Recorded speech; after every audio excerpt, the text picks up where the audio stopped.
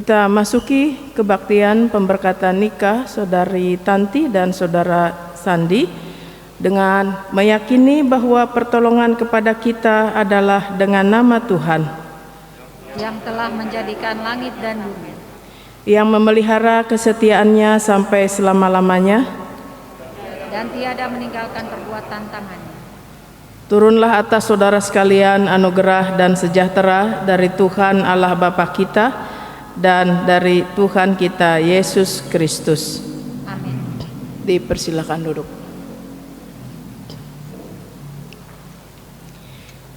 Kita akan mempersiapkan hati kita untuk mendengar firman Tuhan dari 1 Korintus 13 ayat 4 sampai ayatnya yang ke-7.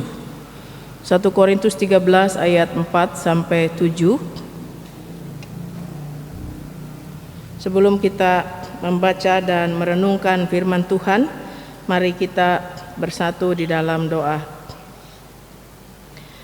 Allah Bapa kami yang di sorga, kami mengucap syukur kepadamu karena pada saat ini kami dapat mencari wajah-Mu dan dipimpin oleh firman-Mu.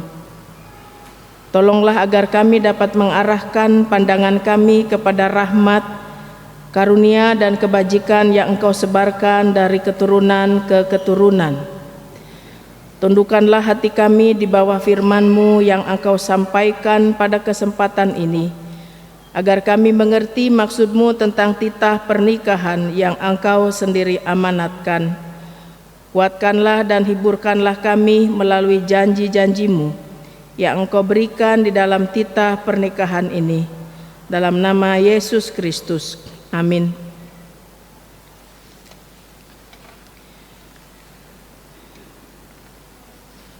Kita akan mendengar firman Tuhan dari 1 Korintus 13 ayat 4 sampai ayatnya yang ke-7. Kita menyimaknya demikian. Kasih itu sabar, kasih itu murah hati, ia tidak cemburu, ia tidak memegahkan diri dan tidak sombong. Ia tidak melakukan yang tidak sopan dan tidak mencari keuntungan diri sendiri. Ia tidak pemarah dan tidak menyimpan kesalahan orang lain. Ia tidak bersukacita karena ketidakadilan, tetapi ia bersukacita karena kebenaran. Ia menutupi segala sesuatu, percaya segala sesuatu, mengharapkan segala sesuatu, sabar menanggung segala sesuatu. Demikian pembacaan Alkitab kita. Yang berbahagia adalah yang mendengar firman Tuhan serta memelihara di dalam hidupnya. Shalom Bapak Ibu Saudara sekalian. Selamat berbahagia untuk kedua mempelai dan keluarga yang hadir, yang pasti bersukacita pada saat ini. Kita menyaksikan pernikahan kedua saudara kita. Bapak Ibu, pertanyaan bagi kita adalah, dapatkah setia sampai maut memisahkan? Ini tema saat ini. Boleh PowerPoint-nya? Iya, makasih. Orang berangkat dari harapan-harapan ya untuk memasuki pernikahan. Pasti harapannya senantiasa indah. Ya, dari mulai pacaran dibina sedemikian rupa gitu ya, dirancang, dan tidak ada orang yang mengharapkan bahwa pernikahannya nanti berantakan. Orang berharap pernikahannya mulus, lancar, baik-baik saja, dan kalau bisa sampai maut memisahkan. Cuma bisakah kita mencapai tujuan, angan-angan atau harapan tersebut? Ya, berikutnya ya ada cuplikan foto di situ ya, di hari tua bagaimana suami istri tetap mesra, bahagia gitu ya. Terus ada tawa gitu ya. Bahkan yang terakhir bagaimana dengan usia yang makin tua dan keterbatasan fisik, mereka tetap bisa berjalan bersama-sama. Pertanyaannya, bisakah kita demikian? Terutama kedua mempelai Sandi dan Tanti, bisa nggak ya kira-kira seperti itu? Sandi dan Tanti bisa nggak seperti itu? Bisa? Yakin ya? Ini kita semua menyaksikannya loh, jawaban mereka bisa. Itu yang kita harapkan, bahwa mereka bisa sampai seperti itu, gitu ya. Ya, dalam mengarungi bahtera rumah tangga banyak bunga-bunganya, banyak dinamikanya. Kadang mesra, bahagia, itu kan yang diharapkan. Terus saling peduli satu dengan yang lain. Tapi ada saat-saat nggak enak, diam-diaman, saling diam. Ya, mungkin juga di dalamnya ada perselisihan pendapat, perbedaan pendapat, ada pertengkaran juga. Dan itu dinamika. Ya, hanya bagaimana kita mengelola semua dinamika itu menjadi pernikahan yang sehat. Tadi supaya bisa dilalui sampai maut memisahkan. Ya, tidak mudah memang ya untuk bisa melewati hal tersebut. Ya, dari sejak awal melamar, menikah gitu ya. Kemudian bisa punya anak cucu di hari tua, bisa bercengkrama dengan anak cucu. Ini kan gambaran-gambaran yang ideal bagi kita sekalian. Cuma bisakah kita melewati setiap badai gelombang angin topan, dari riak-riak kecil sampai riak-riak besar? Karena yang mesra-mesranya itu biasanya pada saat pacaran, ya, yayang, embeb, gitu ya. Semualah yang berbau kemesraan itu ada pada saat pacaran. Tapi sesudah menikah tahu kelebihan kekurangan masing-masing, kemudian yang bertaburan bukan lagi kata-kata indah, kata-kata mutiara, tetapi kadang juga kebun binatang ya masuk di dalamnya. Nah, Bapak Ibu Saudara sekalian, di dalam pembacaan Alkitab kita 1 Korintus 13 ayat 4 sampai ke 7 tadi disampaikan bahwa dalam kehidupan persekutuan umat Tuhan, di situ bagaimana kita khususnya kepada jemaat di Korintus, Rasul Paulus menyampaikan bahwa untuk memelihara satu persekutuan itu diperlukan kasih. Maaf, boleh teleponnya di luar?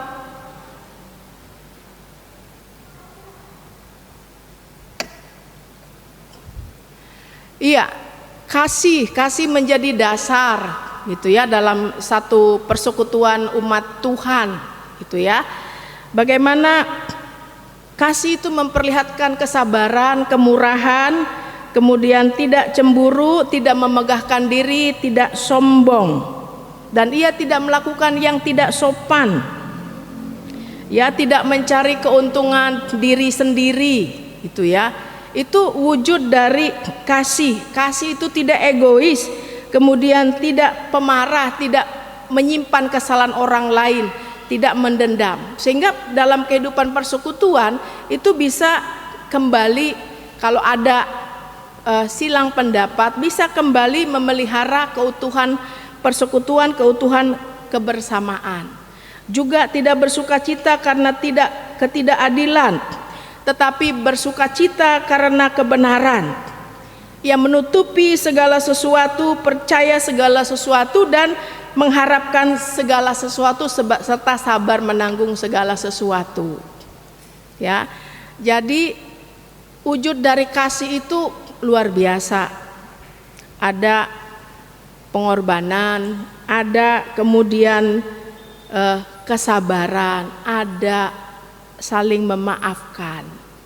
Karena dalam kehidupan persekutuan umat Tuhan di jemaat Korintus pasti satu saat akan terjadi yang namanya gesekan. Apalagi di jemaat Korintus itu, Korintus bukan kota kecil, kota besar, ya, banyak tekanan-tekanan, banyak juga dinamika yang terjadi dari sisi pandangan, dari sisi keyakinan. Ada yang berlatar belakang Yahudi dan Yunani, ya, yang bukan Yahudi.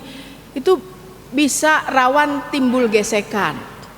Caranya bagaimana? Rasul Paulus mengatakan terapkan kasih. Dan di dalam kasih itu ada banyak hal, ada kebaikan-kebaikan yang dilakukan, kesabaran, kemurahan, tidak mendendam, kemudian sabar menanggung segala sesuatu, tekun dan lain sebagainya. Bapak Ibu Saudara sekalian, kedua saudara kita Sandi dan Tanti sudah bisa melewati masa pengenalan, ya. Dan itu pasti tidak mudah. Ya, mereka bertahun-tahun saling menjajaki satu dengan yang lain.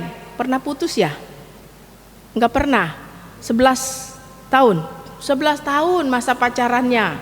Ya, luar biasa ya. Waktu pacaran 11 tahun bosan enggak? Hah? Kadang-kadang bosan. Ya, ada bosannya juga. Ya gitulah yang namanya pernikahan, penjajakan itu kan naik turun. Ya, ada saatnya lagi sayang-sayangnya banget gitu. Ada saatnya empat deh, sebel gitu ya. Apalagi kalau lagi selisih paham, itu dinamika. Ya. Paling tidak sudah belajar dalam masa penjajakan antara Sandi dan Tanti. Lebih lagi nanti dalam kehidupan pernikahan gitu ya. Boleh tanya pada Bapak Ibu penatua, ada nggak saat-saat bosan? Ada? Oh ada katanya. Tapi tetap bertahan, di situ kuncinya. Ya. Bosan itu bukan berarti saya bosan dengan pasangan saya mengalihkan ke orang yang baru, cari masalah itu. Ya. Jadi kebosanan bagaimana kita menemukan kiat untuk mengatasi kebosanan kita, kejenuhan, komunikasi. Kita kok agak jenuh ya? Bener nggak perasaan saya mah? Iya kata istrinya, mama juga agak-agak jenuh ya, papa apalagi sibuk nih. Komunikasi, gimana caranya refreshing? Ya, walaupun mungkin cuma makan bakso berdua gitu ya. Ada kan pasangan-pasangan yang melakukan candlelight dinner katanya ya. Yang satu di ujung sini, yang satu di ujung sana, tatap-tatapan aja, mau ngomong jauhan susah. Ya enggak gitu-gitu amat kali ya gitu ya. Di meja yang berdekatan, komunikasi. Ini kalau makan bersama, yuk kita makan bersama, keluar refreshing. Begitu duduk masing-masing sibuk dengan HP-nya, lah di mana mau refreshingnya? Masing-masing sibuk dengan kegiatannya sendiri, begini saja. Ya. Jadi bagaimana nanti kedua saudara kita Sandi dan Tanti ya bisa melewati bahtera rumah tangga. Jadi kunci rumah tangga itu didasarkan pada kasih Tuhan. Ya, kalau di Efesus kasih Tuhan yang berkorban, Yesus yang berkorban bagi jemaatnya. Demikian pula di pembacaan Alkitab kita, kasih menjadi dasar yang kita miliki, yang diberikan oleh Tuhan. Ya, tadi uraiannya kasih itu sabar, murah hati, tidak mendendam dan lain sebagainya. Kemudian harus disertai keyakinan. Sandi dan Tanti bukan saja saling jatuh cinta, tetapi juga harus berangkat dari keyakinan bahwa Tuhanlah yang mempertemukan saya sehingga saya mengasihi pasangan saya. Kalau Tuhan yang mempertemukan, ketika ada persoalan minta lagi kepada Tuhan. Tuhan, Engkau kan yang mempertemukan kami. Tuhan, Engkau juga yang mempersatukan kami dalam ikatan pernikahan. Sekarang kami punya persoalan, Tuhan. Tolonglah supaya kami bisa melewati saat-saat yang sulit, saat-saat yang berat. minta lagi kepada Tuhan. Kemudian wujud dari kasih juga bisa saling menerima, ya, mengasihi tanpa syarat, ya, tidak hitung-hitungan, ya, rela berkorban, tadi ya, murah hati, kemudian jujur pengelolaan keuangan, jujur dalam perkataan, dalam sikap, dalam perbuatan, sehingga muncul ketentraman dari kejujuran. Kalau nggak jujur pasangannya curiga terus bawaannya. Apalagi sekarang kan udah model ya, HP-nya di password, pasangannya nggak boleh buka, nggak tahu isinya apa. Terus kalau buka HP, baca WhatsApp jauh-jauh dari istri, gitu ya. Ada apa, kan timbul kecurigaan, gitu ya. Begitu dibuka ternyata ada yang aneh-aneh, gitu ya. Nah kalau jujur kan tidak akan seperti itu. Kemudian suami istri memiliki rasa takut akan Tuhan. Kalau takut akan Tuhan sudah segala-galanya di situ. Ya, ada persoalan ketika suami istri takut akan Tuhan, tidak emosi yang dikedepankan. Udah cerai aja deh, saya udah bosan sama kamu, capek saya. Jadi kekesalannya bertumpuk ya, terakumulasi sampai kemudian akhirnya udah cerai aja. Tadi kita sudah dengar Sandi dan Tanti 11 tahun masa pacaran, ya, luar biasa. Kadang-kadang katanya ada bosannya, naik turun. Pernikahan lebih dari 11 tahun kalau Tuhan memberkati, amin, sampai mau memisahkan, ya, apalagi sampai misalnya usia pernikahannya 50 tahun, usia emas, itu ya, mungkin dan sudah pasti ya akan banyak keterbatasan fisik. Tapi kalau kasih yang menjadi dasar, maka tidak menghambat segala keterbatasan fisik. Bapak Ibu Saudara sekalian, ada film, saya tidak sampaikan cuplikannya, ya, saya lupa judulnya, tetapi seorang istri di usia lanjutnya itu menderita Alzheimer. Dan suaminya begitu setia. Seperti apa keparahan sakit Alzheimer itu? Istrinya tidak kenal suaminya. Kadang-kadang marah-marah, kamu siapa? Suaminya selalu mengganti pakaian, memandikan istrinya. Istrinya marah, kamu siapa sih? Tapi apa yang dilakukan oleh suaminya? Dia tidak marah. Karena apa? Karena itu bukan istrinya yang sebenarnya. Karena itu istrinya bersikap seperti itu disebabkan oleh penyakit yang dideritanya, Alzheimer. Bapak Ibu Saudara sekalian, saya pernah mendapatkan cerita dari anggota jemaat yang udah lama pernikahan mereka.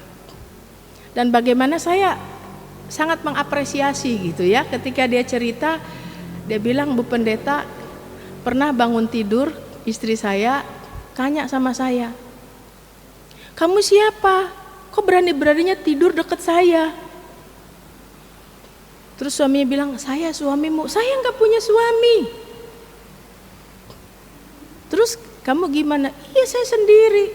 Saya tidak punya suami, saya tidak menikah. Padahal menikah, punya anak 3.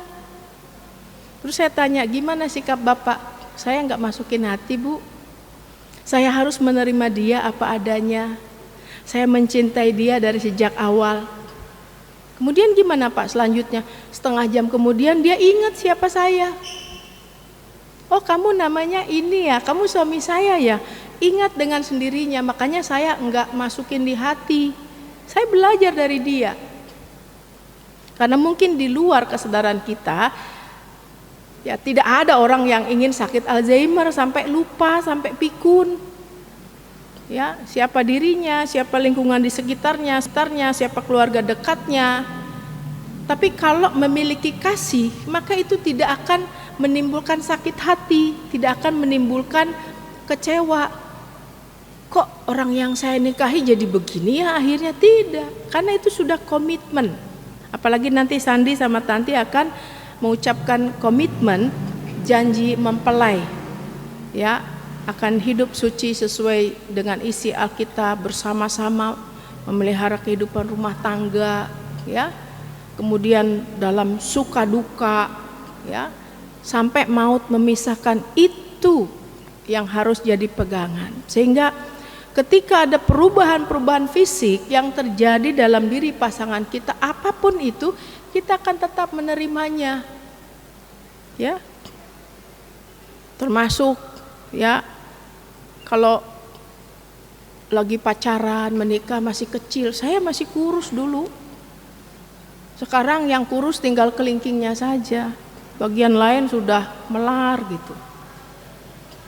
Ada suami yang meminta istrinya, kamu harus kurus seperti gadis, diet, minum segala macam untuk pelangsing dan supaya tidak mau makan, gitu ya. Apa yang terjadi? Turun 18 kilo dalam kurun waktu sebulan setengah. Turun, tapi begitu turun 18 kilo nggak lama meninggal. Ya, karena memang tidak mudah kan mengikuti tuntutan-tuntutan dan harapan-harapan. Terima apa adanya, termasuk kalau satu saat pasangan kita top, ya, top, tahu top, tua, ompong, pikun, udah top banget itu, ya. Kita bagaimana menerima dalam suka duka, karena apa? Ada kasih. Saya yakin Sandi dan Tanti juga dapat mengarungi bahtera rumah tangga dengan penuh sukacita, tetap setia satu dengan yang lain karena mendasarkan kehidupan rumah tangganya pada kasih yang Tuhan berikan. Tuhan memberkati pernikahan Sandi dan Tanti. Amin.